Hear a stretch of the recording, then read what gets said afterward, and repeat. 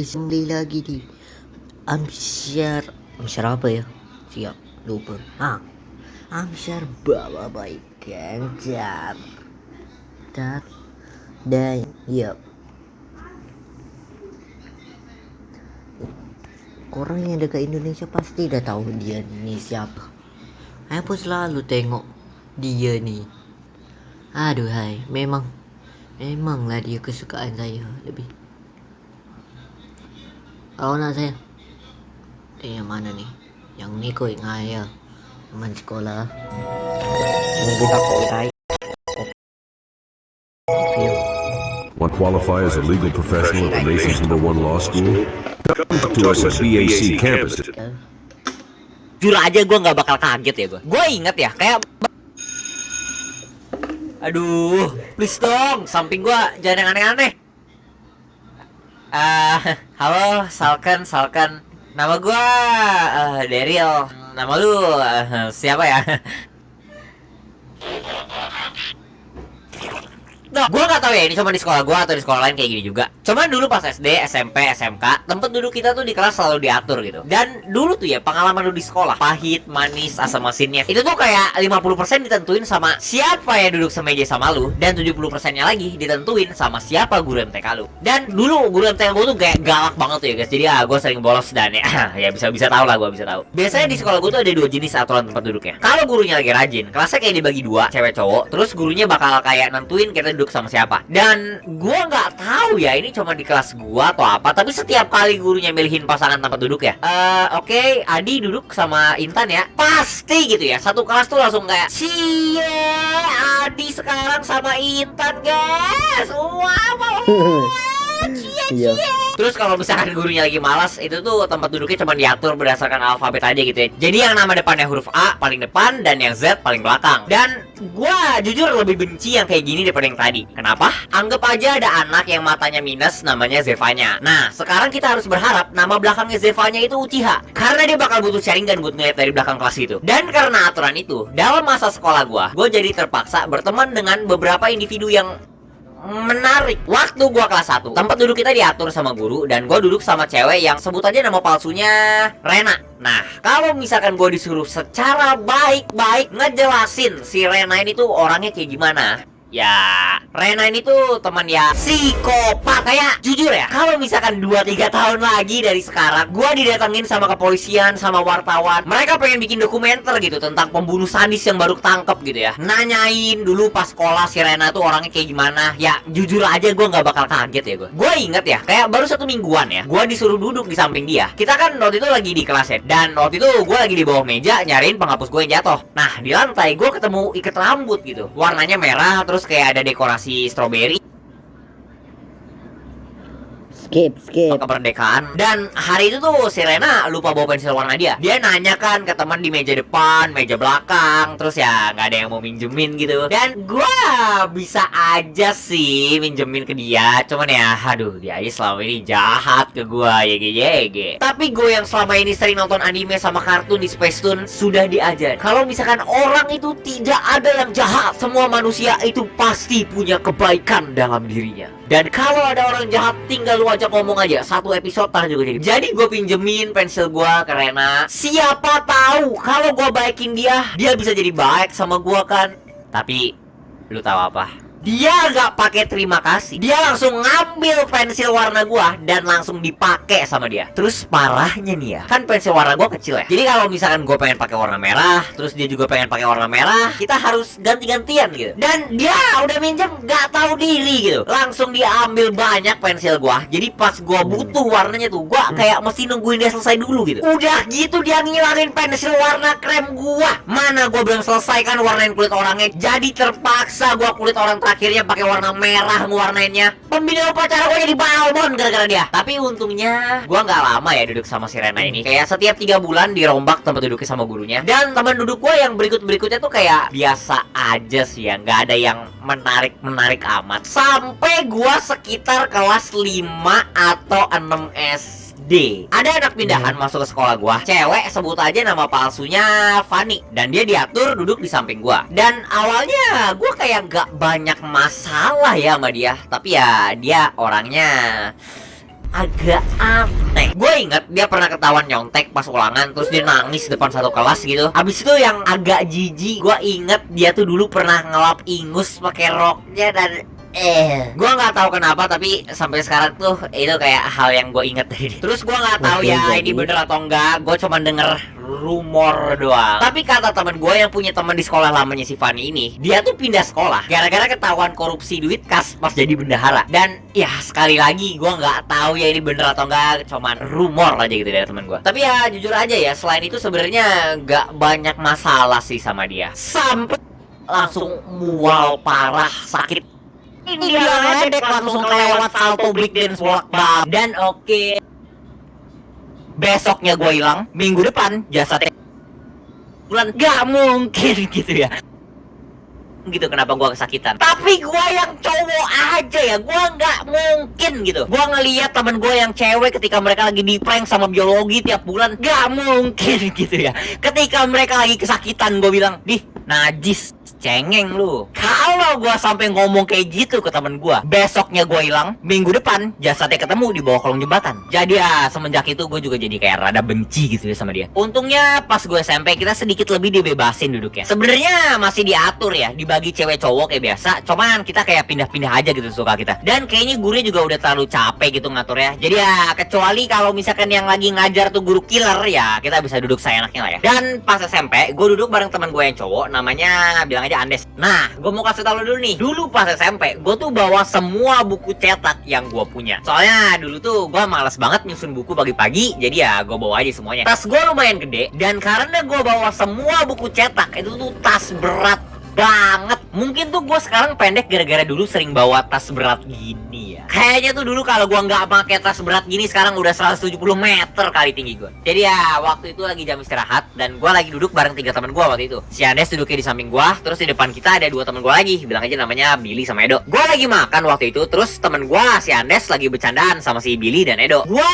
lupa jujur mereka ya sama si Edo ngeledek balik si Andes. Terus si Andes bilang kayak, "Kaca mana kaca?" Gua lupa sumpah mereka lagi ngomongin apa. Tapi ini tuh maksudnya kayak si Andes nyuruh si Edo sama Billy ngaca gitu. Dan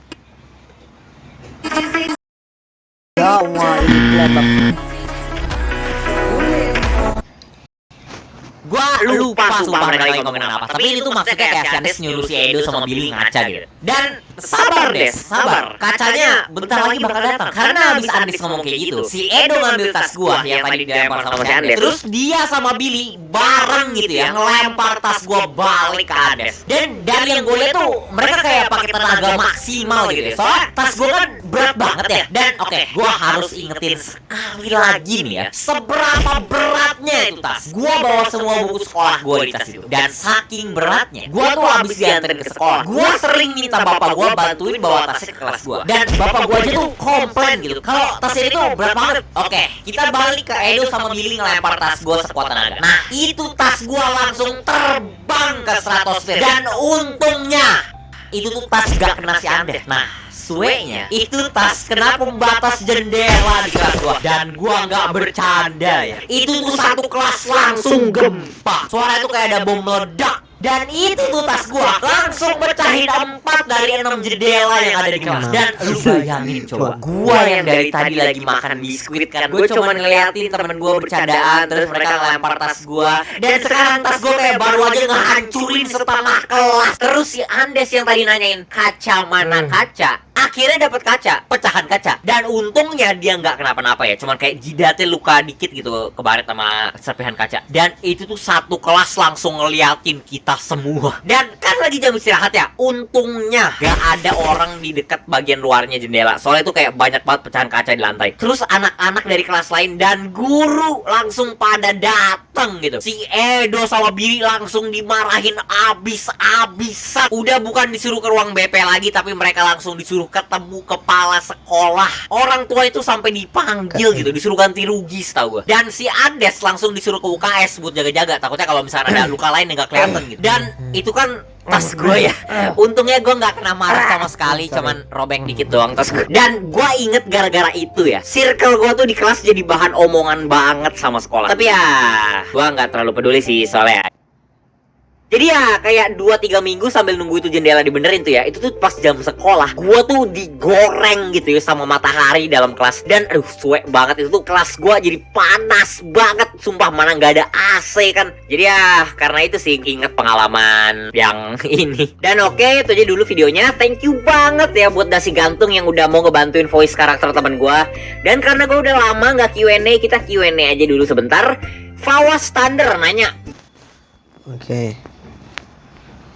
Nah, Asli mancing. dah lah tengok cerita lain. Dah lah saya malas lah. Apa ya? Apa deh? Sini kejar aku kalau bisa apa ya? Enak banget guys jalan di es pakai sepatu es. Jadi cepet banget cuy. Nih makan nih laser cannon. Satu tembakan langsung mati guys. Emang mantap banget ini senjata. Tolongin si anomali rak dulu deh. Aku gangguin mamut aja. Sini kamu mamut. Makan itu lava. Dikejar sampai api unggun guys. Gila darahnya tebel banget. Udah ku serang pakai berbagai senjata masih lama banget matinya. Nah akhirnya mati juga. Jadi iga bakar kan lu. Sini.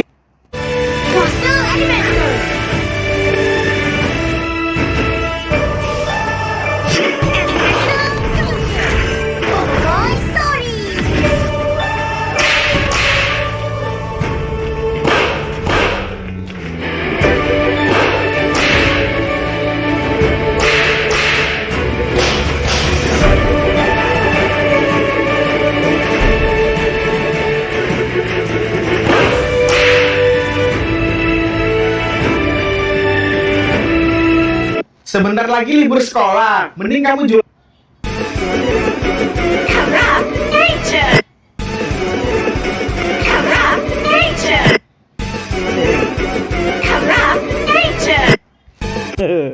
Orang ini diteror siapa ya? Jadi dia namanya Shirley, seorang influencer dengan 2 juta lebih pengikut. Pas bencana banjir kemarin di Sumatera, dia terang-terangan mengkritik pemerintah dan nunjukin kondisi korban banjir di lapangan. Tidak hanya di medsos, dia juga sering tampil di televisi buat nyuarain kebenaran. Nah, baru-baru ini, dia mendapat teror oleh orang yang tidak dikenal. Rumahnya dilempar telur busuk, mobilnya dipiloks, diancam dengan surat dan DM Instagram, bahkan identitas pribadinya pun dikirimi pelaku. Kira-kira ini suruhan siapa ya? Apa suruhan orang?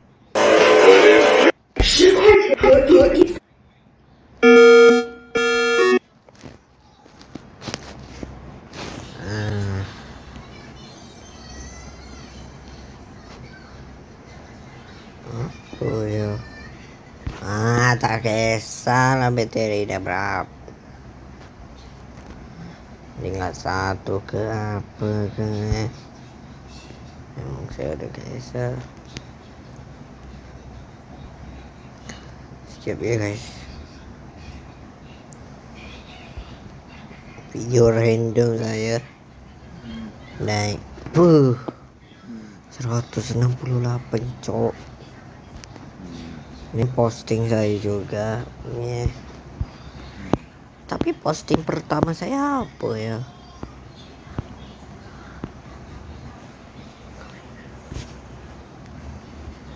Dah atau like je memang bab. Aduh. Dulu nama Roblox saya ini, tapi sekarang nama Roblox saya Segap ya. Aduh. Saya kejar nah, pinggang saya sakit.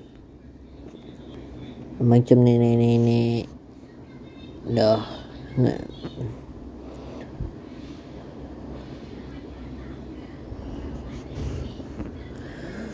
Atau sebenarnya saya ini nenek-nenek abang.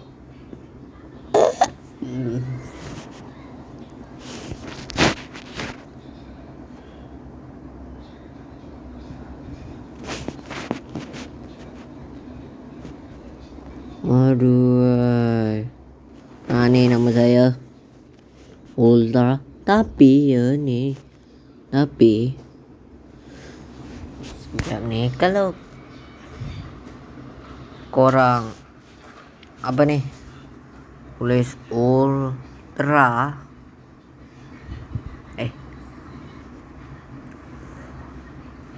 Sumatera. Lah. Ya, rosak ke apa nih? Aduh. Dah lah, saya cas dulu lah.